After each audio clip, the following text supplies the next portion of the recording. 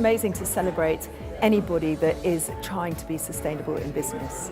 I mean, it's a constant battle. There's more that can be done, but the people here are pushing forward.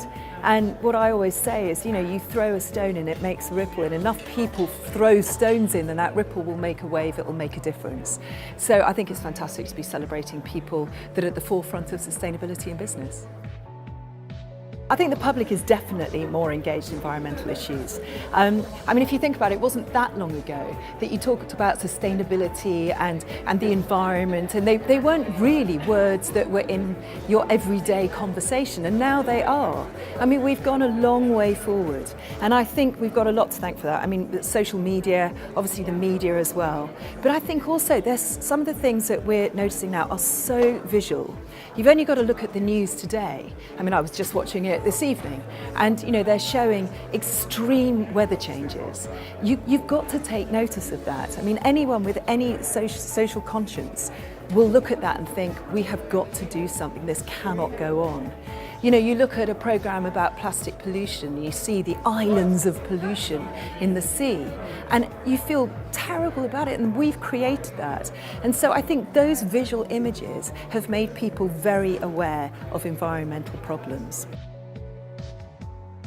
I think the big talking points about the environment are climate change, and I think in particular the melting of the permafrost. I mean, that is going to cause huge problems. We're going to get rising sea levels, the planet is going to warm up quicker because of it. And we're seeing these extreme weather patterns that are going on. And I think if you think about the planet as a living organism, it reacts in the same way that we would if we get a fever. It fights to restore an equilibrium. And that's how I see it. I see that that's what the planet is doing. So, I mean, I think that's one major problem. I think, as you've said, the plastic pollution is something that has been a topic of huge discussion last year, and I think people are now aware of that. People are doing plastic detoxes. I have my 13-year-old going into a restaurant and saying, please don't give me a plastic straw. That's a massive step forward. But I think the other thing that people are really going to start talking about is population.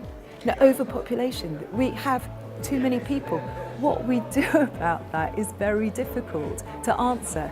But I think we have to educate people to maybe only, reproduce and replace themselves. We've got to control the population.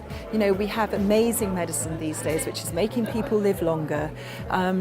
And a planet it's drowning. I mean, not only is it physically drowning the planet because sea levels are rising, but we're drowning in people. There are just too many of us. I'm not an expert in what businesses should be doing and how they should be doing it. I mean, I think to answer that question, people do degrees in that subject. But I think looking at it from the heart, I think businesses have got to put the planet and people before profit. I think they have to start being empathetic instead of greedy and selfish. And I think they have to, instead of being sustainable, have to go a step further and start being restorative. I mean, as I say, how businesses do that is not my expertise, but if maybe businesses can start thinking that way and start from there and just having more of a heart about what businesses should be doing and looking after our planet, then that would be a step in the right direction.